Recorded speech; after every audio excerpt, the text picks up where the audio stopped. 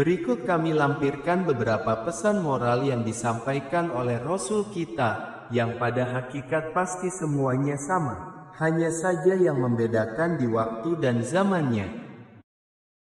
Kita akan membahas pesan-pesan Nabi Soleh alaihi salam dan Nabi Ishak alaihi salam. Berikut pesannya.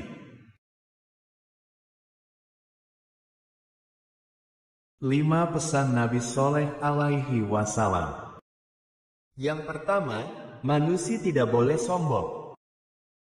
Janganlah kamu melampaui batas kesombongan, yang seringkali menyertai para pendurhaka. Karena itu, mereka tidak diberi tangguh dan langsung menerima sanksi kedurhakaan mereka.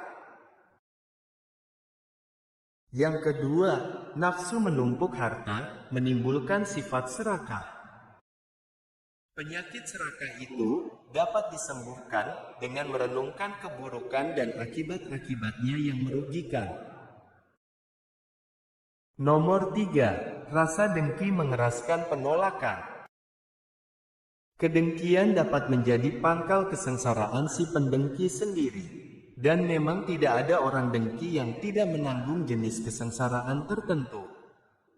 Kedengkian itu lahir akibat kufur kita akan karunia Tuhan, lalu kita melihat seolah-olah orang lain selalu mendapatkan karunia lebih dari kita.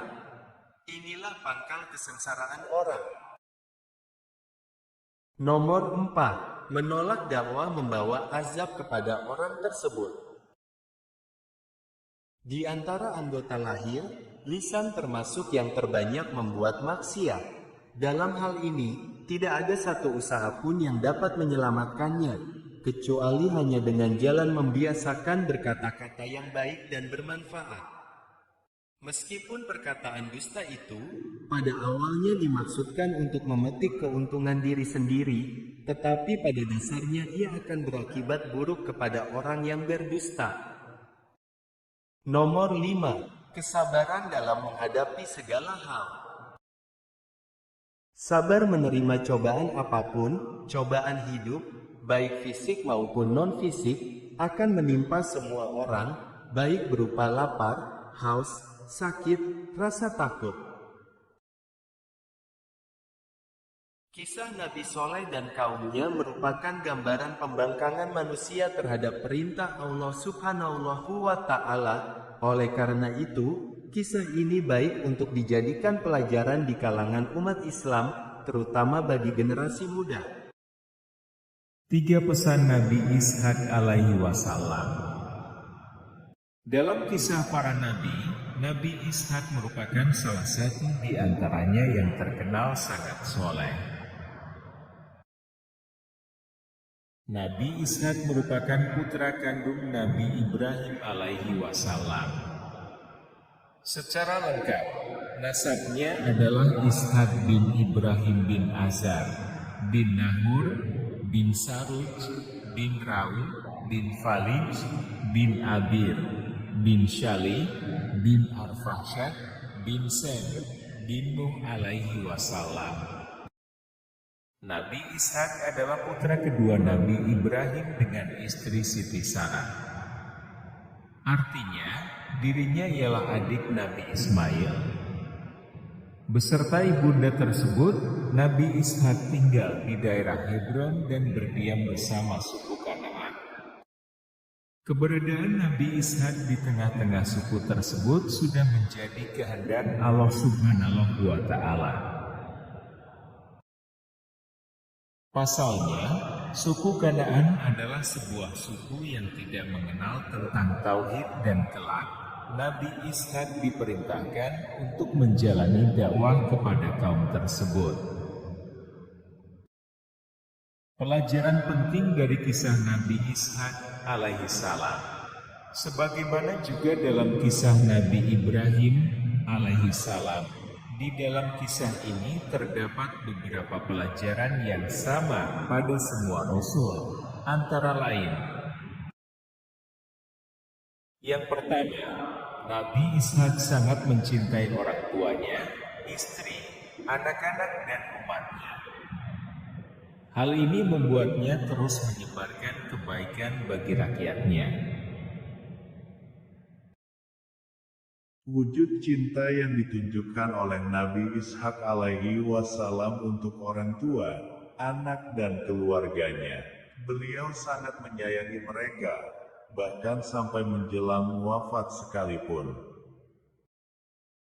Bahkan beliau, Nabi Ishak, menuruti kemauan ayahnya untuk mencarikan jodoh untuknya, dan bersedia meminang gadis pilihan ayahnya tersebut, yang diberikan oleh pelayannya. Nomor 2. Kesabaran membawa berkah. Karena kesabaran dan kegigihan Nabi Ishak dan istrinya serta izin Allah, doa mereka akhirnya terkabul dan istrinya bernama Ribka, mengandung anak kembar. Saat itu Nabi Ishak diketahui berusia 60 tahun. Anak pertama mereka bernama Esau, dan anak kedua bernama Yakub.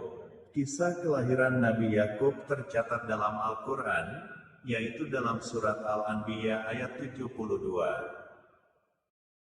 Wa wahabna lahu Ishak wa Yakub nafilah wa kulan ja'alna'a sholihin.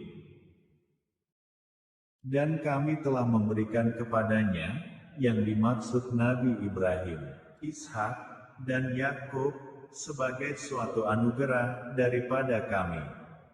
Dan masing-masingnya, kami jadikan orang-orang yang soleh. Yang terakhir, janganlah saling dendam antara saudara. Janganlah di antara kalian saudara untuk berselisih paham, apalagi memperebutkan harta, dan saling dendam di antara kalian. Sekian pembahasan singkat mengenai keteladanan dari kisah Nabi Ishak alaihi wasallam. Tidak sekedar membahas riwayat dari Nabi Ishak alaihi wasallam saja, tetapi juga membahas mengenai teladan apa saja yang bisa kita ambil dari kisah dan sifat seorang. Dari kisah Nabi Ishak yang telah disebutkan di atas, bahwa banyak sekali suri tauladan yang dapat kita pelajari, serta hikmah yang dapat kita petik untuk menjalani kehidupan sehari-hari.